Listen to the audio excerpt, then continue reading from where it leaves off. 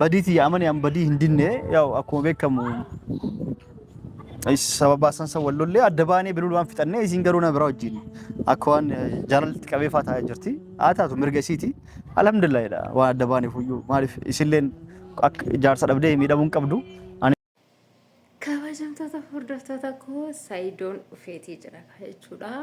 Dura suuraa isaa poost godhee ture akka rakkoo cimaa keessa jiru himateeti. Amma immoo viidiyoodhaan dhufeetii jira jechuudha. Viidiyoo gallakkiseetii jira. Viidiyoo isaa keessatti intala wayii wajjin jechuudha kan inni dhufe. Akkuma beekamu ayyuun mana muuluu keessaa mi'a guurrattee akka baatedha kan inni dubbataa jiru. Garuu carraan isaa maalidha isa dhugaa dubbachuudhaaf. Carraanumti isaa kuni carraa maaliti? Dhugaa baay'ee nama gaddisiisa isa dhugaa dubbachuufi baay'uma tokko nama gaddisiisa. Nagaan isiniif haa ta'u kabajamtoota hordoftoota akkam jirtan nagaa qabdanii an nagaan qaba galata rabbii. Egaan kabajamtoota hordoftoota koo akkuma dhaggeeffataniiti jechuudha. Viidiyoo isaa daqiiqaa xiqqoo keessatti namni baay'een ilaaleeti jira. Sababni isaa maaliifi namoonni baay'een Saidoo maaltu mudate maal ta'e kan jedhu erga inni immoo suura isaa poosti godhee erga suura isaa arganii namni akkasittiin taa'ee eegaa jiru hedduutu jira jechuudha.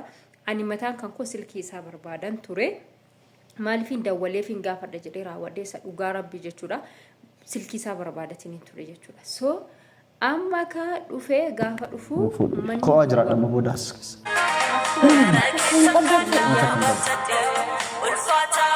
Ifama silkii tunarratti dawwalameeti ture jechuudha.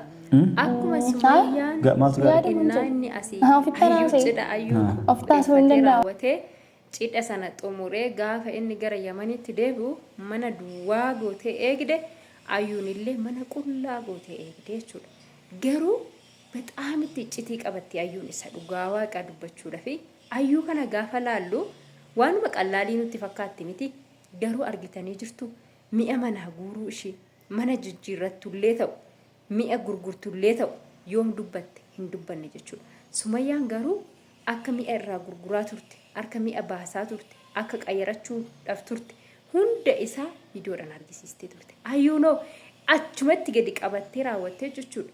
Achumatti gadi qabattee achumatti dhofkattee waan biraa nutti argisiiste. Waan mana keessa jiru hundumaa hin beektani kan mana isaanii inni dura akkam akka ture jechuudha. Saalooniin maal akka inni fakkaatu manyitaan isaanii faa jedhee jira jechuudha. Argitanii jirtu hundi keessanii soofaa mana sana keessa jiru namni hin arginu hin jiru argitanii jirtu jechuudha. Mana ayyuun keessa jiraataa turte. So amma mana duwwaatti gattee baate jechuudha. Mana duwwaatti gattee haa ta'u malee balleessa isaa ofitti mureera Saidoon.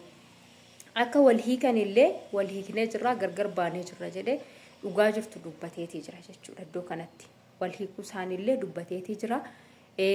Ammas immoo akka balleesse illee akka ofiisaatii balleessa qabu ayyuu irratti akka balleesse akka ishii miidhe akka ishiin dhugaa qabdu isheedhaaf dubbateetii jira jechuudha. Sababni isaa maa'inni ilmoo kiyyaaf jedhee osoon olii gad deemuu jedhe ilmoo koon barbaaddadhaa.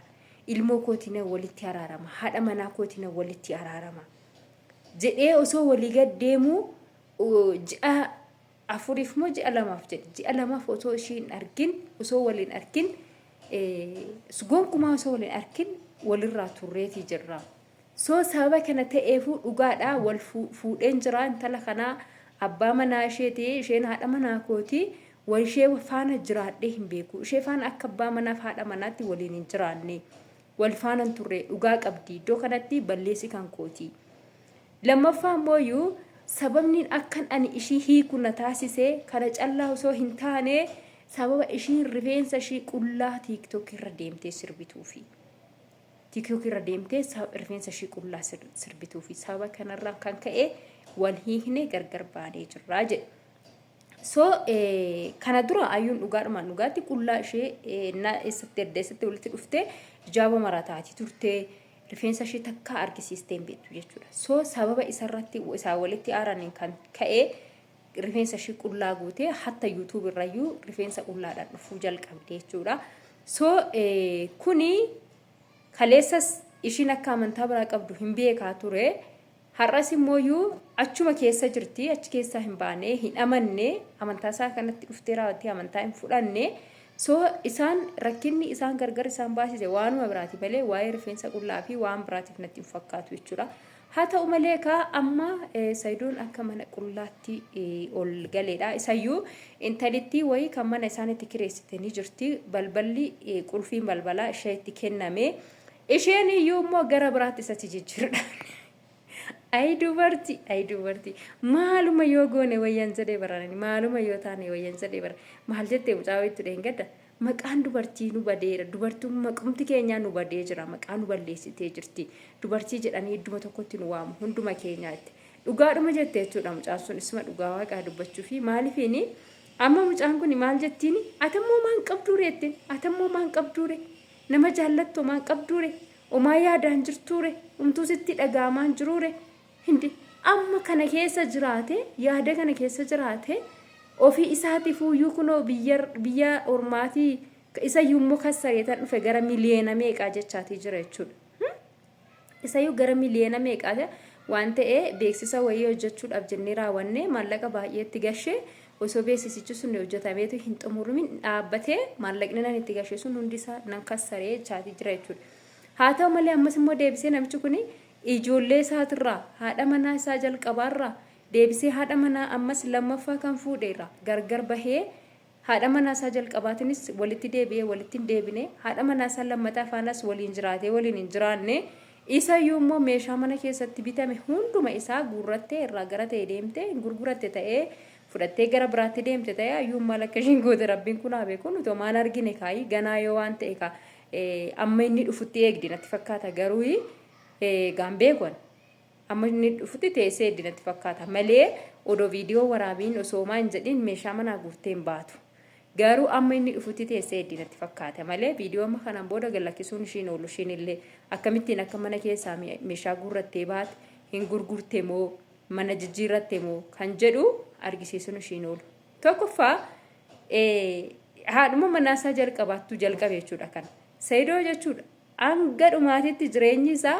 akkanumatti waan itti fufu natti fakkaata yoo deebi'eetuma Sumayyaadhuma faana waliin jiraate yoo ta'e malee kanaan booda jechuudha haadhuma manaa biraallee ammas isee dhiisee ayyuu siikee Sumayyaadhumaan iyyuu waliikanii nama biraa faana jiraadha yoo jedhe jireenyi isaa akkanumatti waan itti fufu natti fakkaata isa dhugaa dubbachuudhaaf waanuma akkanatti itti fufu natti fakkaata jechuudha sababni isaa maalinni Sumayyaanis meeshaa manaa guurrattee baate ayyuunis kunoo guurratteetii baate jechuudha.